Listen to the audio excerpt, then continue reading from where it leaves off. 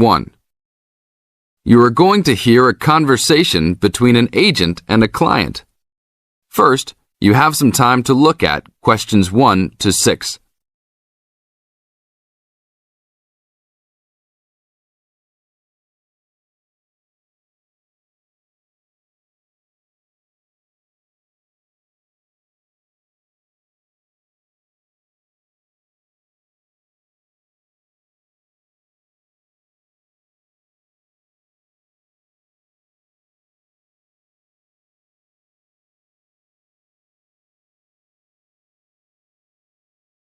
Now listen to the tape and answer the questions. 1 to 6.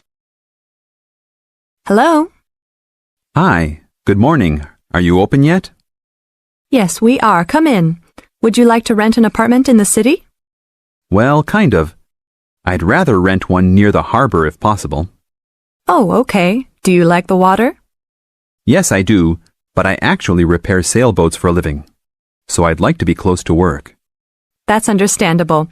We all want to live close to work. Well, I think I have something near there. How many rooms would you like? Just one. I'm alone. But I would like to have an extra room for my dog. So you'd like 2 rooms and an apartment that accepts animals. Here's one.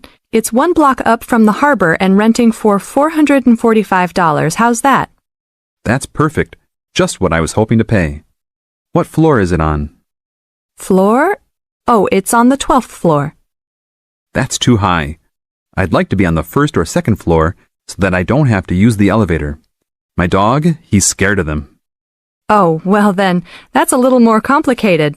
Let me make a few calls. Okay, I think I found a couple more for you. Here's one that might suit your needs. How much? $395 a month. That's cheap. But it's only a 1-bedroom, a large one, but it's still just 1 room. Oh, well, regardless of whether the room is small, I still need a separate room for my dog. What else do you have?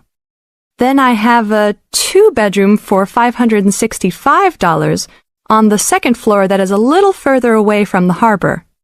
How far? About a half mile, and they accept pets. That's a little more than I had planned on paying, but I guess I could look at it. What's the address? 224 Williams Avenue, Harbor Square. 224 Williams Avenue. Got it. Now look at questions 7 to 10.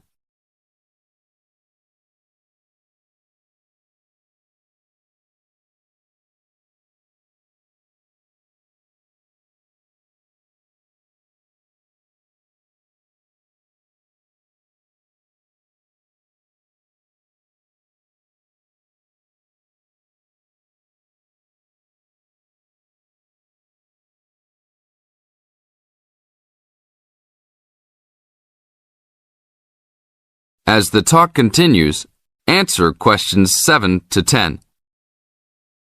What else is included? Let's see, it has a washer and dryer, refrigerator and stove, a bed, dressers and shelves, and access to a swimming pool, game room, and gym. Ooh, I'll definitely take a look. Hi, how did you like it? It's great. I love the amenities, but the bed and furniture are awfully dirty. Can they replace those before I move in? Sure, that shouldn't be a problem. Anything else? Yeah, I didn't see anywhere to park my car. Is there a parking lot in the basement? Yes, there is. Would you like to rent a space? No, I'd like that to be included in the rent.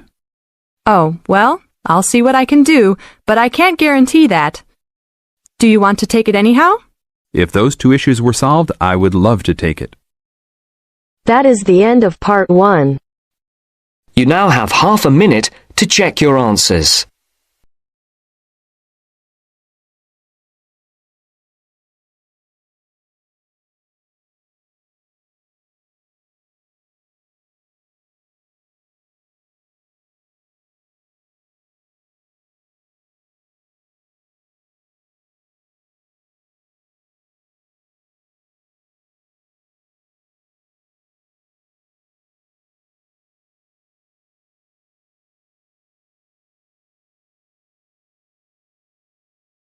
Now turns to Part 2. Part 2. You will hear an accommodation officer telling students about different halls of residence. You now have 30 seconds to read questions 11 to 15.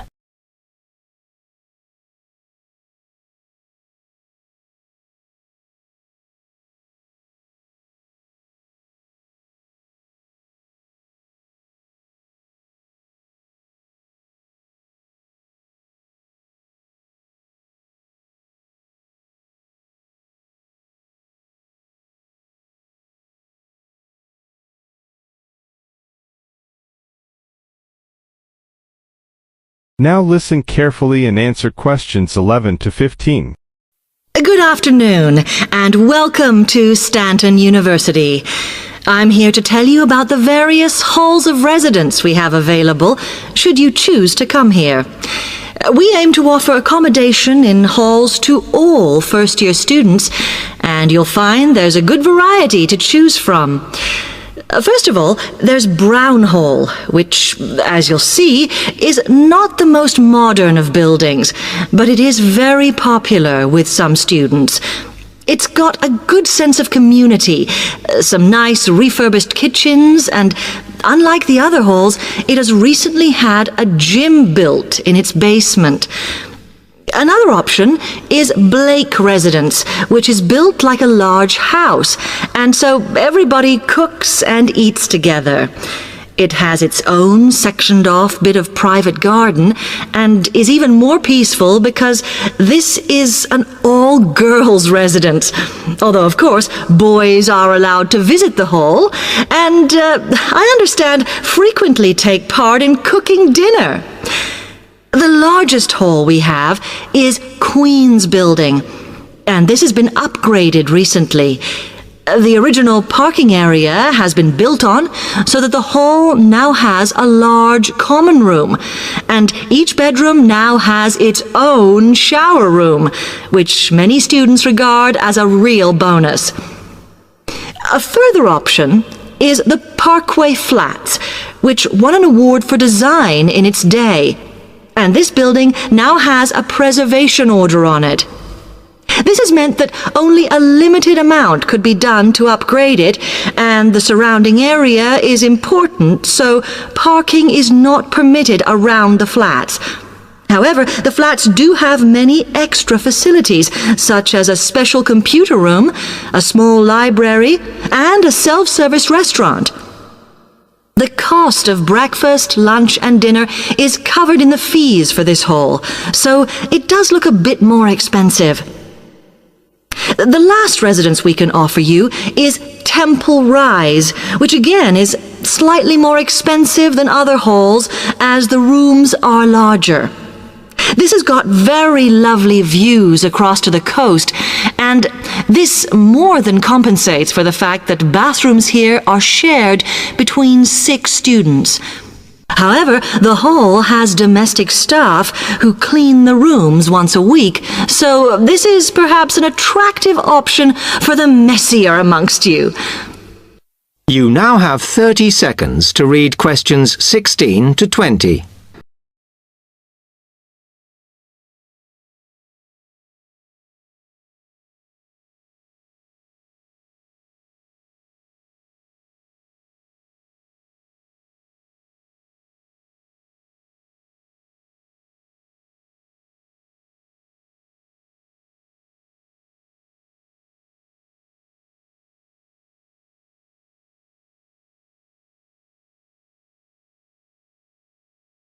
Now listen carefully and answer questions 16 to 20.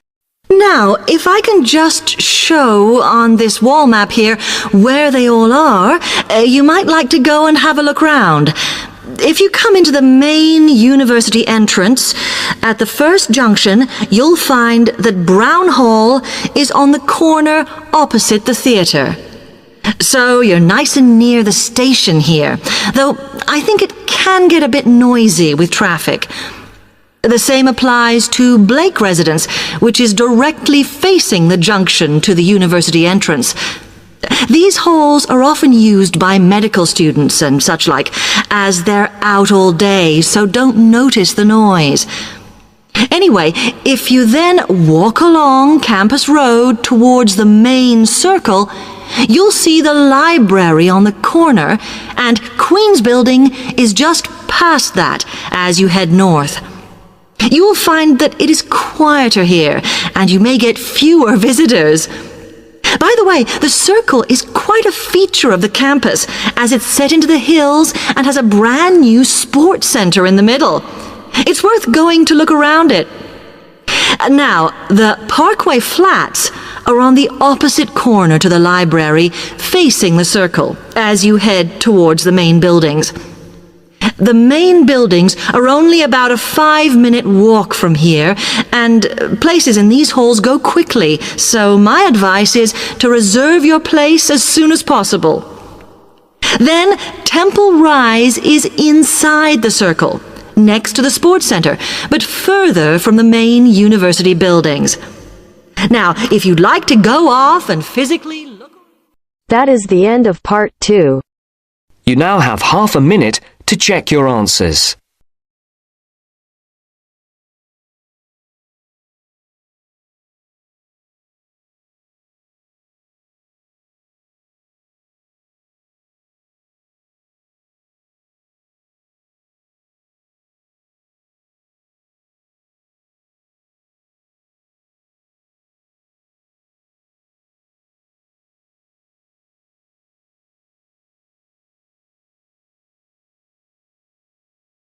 Now turns to part 3.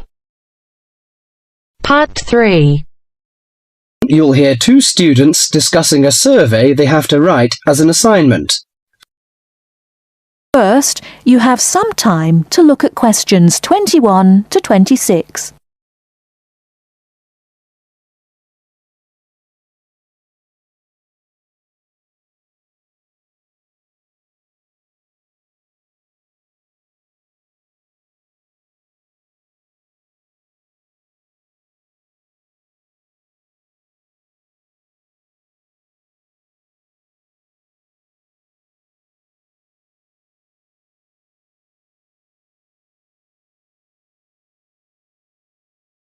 Now listen carefully and answer questions 21 to 26.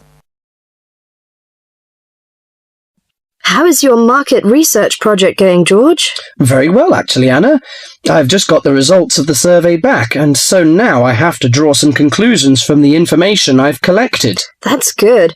I'm still writing my questionnaire. In fact, I'm starting to panic, as the project deadline is in 2 weeks, and I don't seem to be making any progress at all.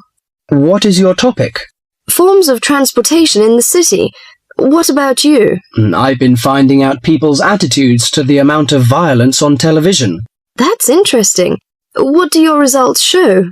Well, as I said, I haven't finished writing my conclusions yet, but it seems most people think there is a problem. Unfortunately, there is no real agreement on the action that needs to be taken. Nearly everyone surveyed said that there was too much violence on TV. A lot of people complained that American police serials and Chinese kung fu films are particularly violent.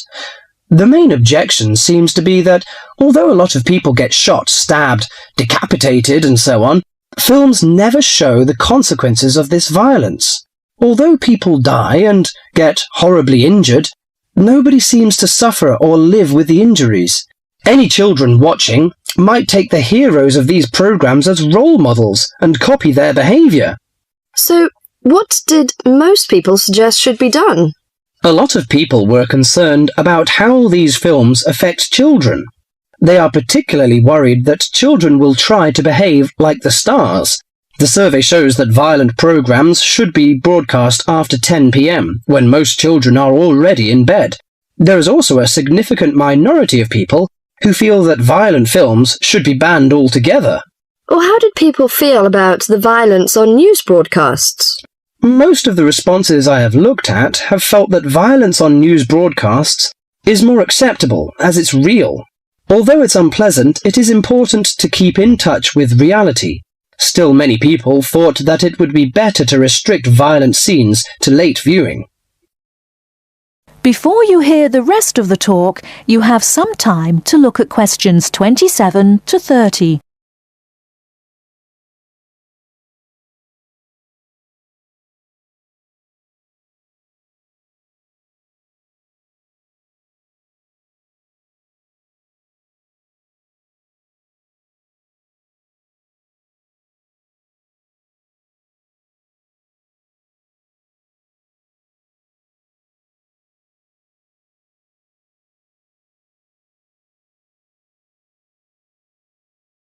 Now listen and answer questions 27 to 30.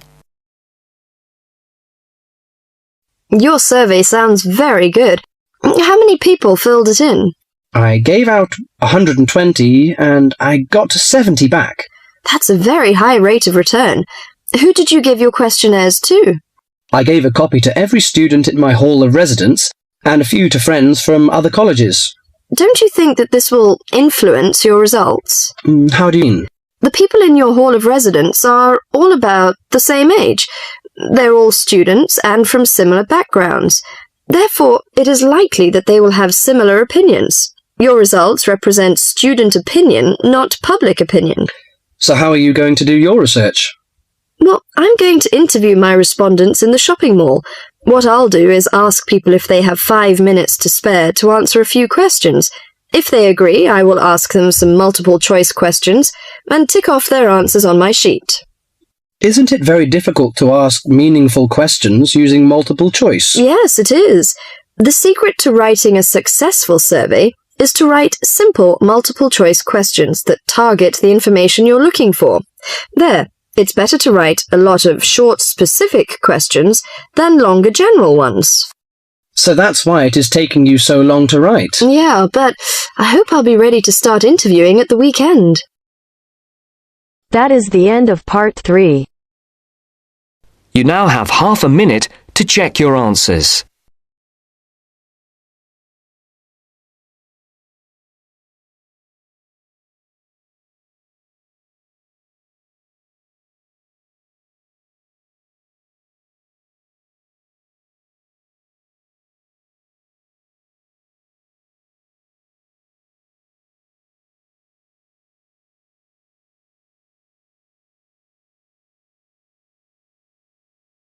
Section 4. You will hear a lecture on environment pollution. First, you have some time to look at questions 31 to 40.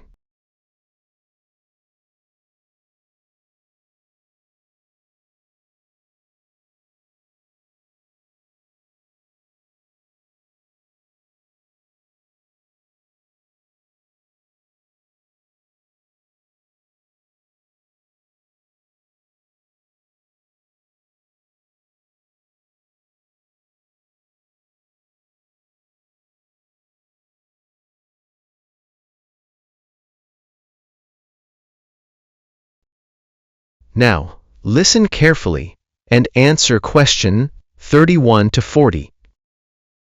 Good afternoon. In today's lecture, we're going to explore a growing environmental concern that often goes unnoticed because it's hidden beneath the waves, underwater sound pollution. For centuries, the prevailing view, popularized by explorers like Jacques Cousteau, was that the ocean was a silent world.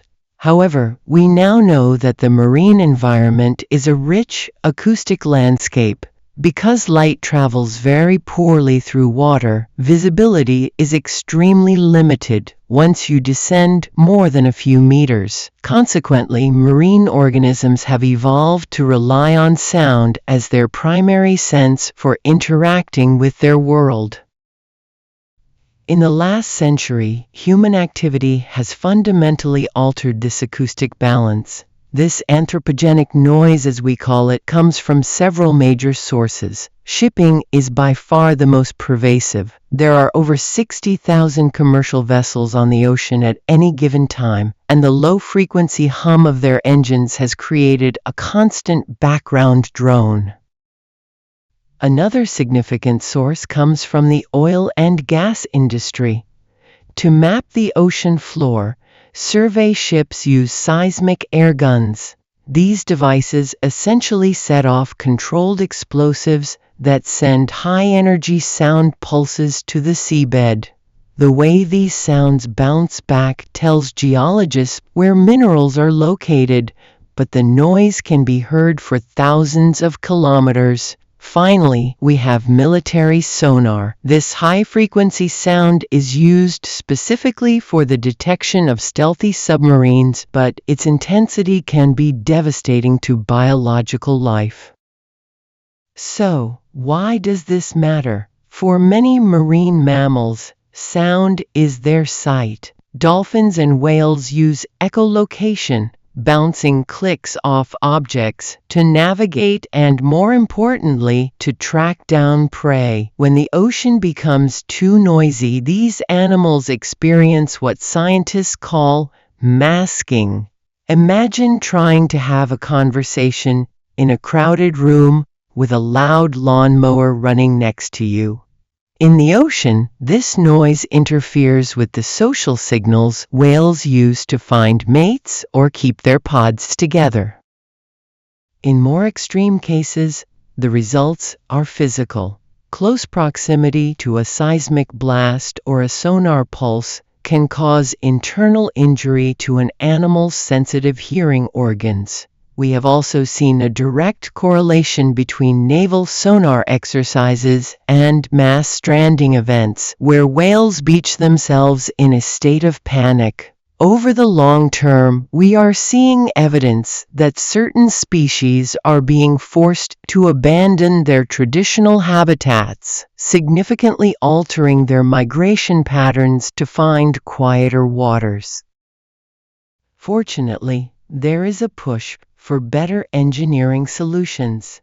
Many shipbuilders are now looking at the design of the propellers. By changing the shape of the blades, they can reduce cavitation, the tiny bubbles that cause the most noise. In offshore construction, such as building wind farms, we are seeing the use of bubble curtains. By pumping air through a perforated hose on the seabed, a wall of bubbles is created. This acts as a physical barrier that absorbs and reflects sound waves, keeping the noise contained within the construction site. The challenge now is international regulation, as sound does not respect national borders. That is the end of part 4. You now have half a minute to check your answers.